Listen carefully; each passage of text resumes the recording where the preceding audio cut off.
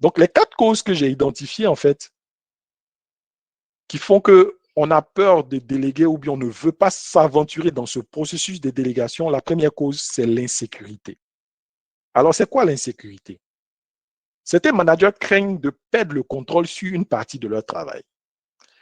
Et surtout, ils ont peur que les autres disent qu'ils n'assument pas leurs responsabilités. En se disant que je vais confier ça à mon collaborateur, les autres vont dire non, moi, je lui donne mon travail. Et ça, j'ai eu ce retour à une formation. Je pense qu'il y a récemment, au mois d'août, j'ai animé une formation avec une quinzaine de managers dans un institut ici à Abidjan. C'était des chefs de service et des chefs de département. Et justement, c'était autour des 4 outils du manager.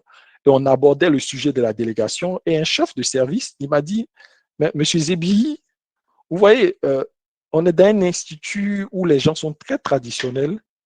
Et ce qui nous empêche, moi, il a dit, ce que moi m'empêche de déléguer justement, c'est le fait que les gens pensent, sinon mon collaborateur pense que moi, je ne veux pas faire mon travail, c'est pour ça que je mets mon travail sur lui.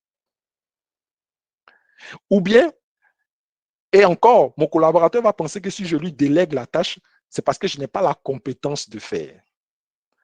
Comme on était en réunion de groupe, j'ai retourné en fait la situation d'une autre façon pour lui faire prendre conscience. Je lui ai dit, combien de temps ça vous prend? Il dit, mais oui, ça me prend des heures, mon chien, pour faire ça. Il dit, je lui ai dit, c'est que vous pensez que vous pouvez déléguer. Combien de temps que ça vous prend? Les tâches à faible valeur ajoutée. Il a dit, ça me prend beaucoup de temps, justement, c'est assez répétitif. J'ai dit, mais vous ne pensez pas que pour optimiser votre emploi du temps, ça nécessite que vous preniez un peu de temps pour expliquer à votre collaborateur le bien fondé de pourquoi vous voulez déléguer et surtout qu'en lui expliquant, vous allez démontrer que vous savez faire, mais c'est parce que vous voulez le responsabiliser, vous voulez le faire monter en compétence.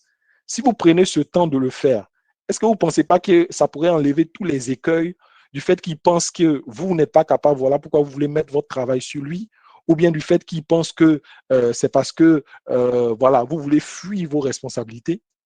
Et on a essayé de changer autour de cela. Mais la vraie raison de ce manager, c'était qu'il vivait une insécurité. Si on était en session de coaching en 1 à 1, je n'aurais pas abordé la question sous ce temps, j'aurais tout de suite touché le problème en lui disant, mais qu'est-ce qui vous rend qu'est-ce qui vous rend insécure?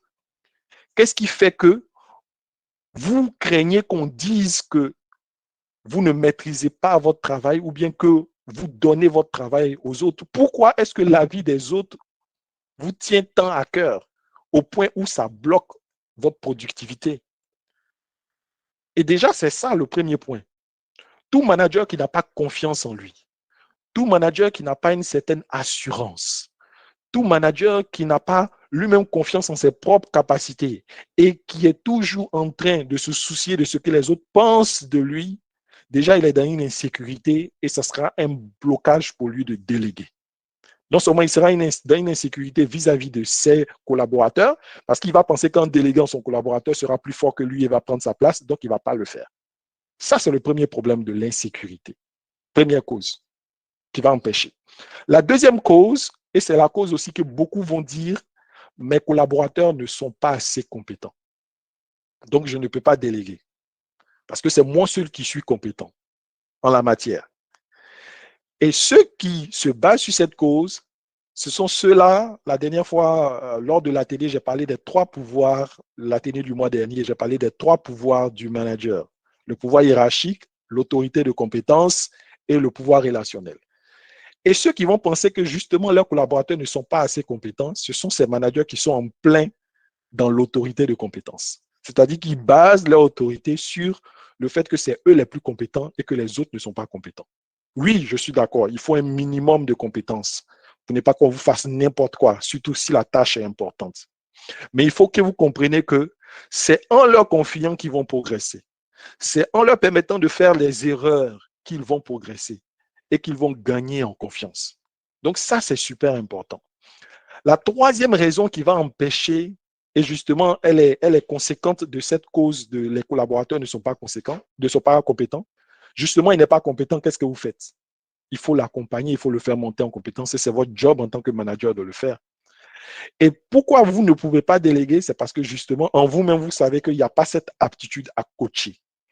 Parce que délégation et coaching, c'est deux faces d'une même pièce de monnaie. Vous ne pouvez pas déléguer sans accompagner la personne à un coaching, sans le former. Donc, le manager doit savoir que s'il se mène à un processus de délégation, il enclenche en fait, il doit déclencher en fait sa capacité à coacher, à accompagner pour que la délégation réussisse. Et puis la dernière raison, et je vais vous activer un tout petit peu parce que j'aime pas que ces rendez-vous-là soient sous la forme de masterclass.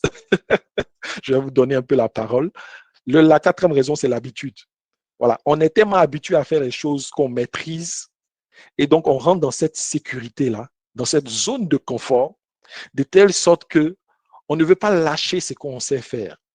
Or, vous, en tant que manager, vous devez vous occuper que des 20% des choses dans votre service que personne d'autre ne peut faire. J'ai dit bien 20%, c'est-à-dire que 80% des choses du service, ça doit être réparti sur vos collaborateurs.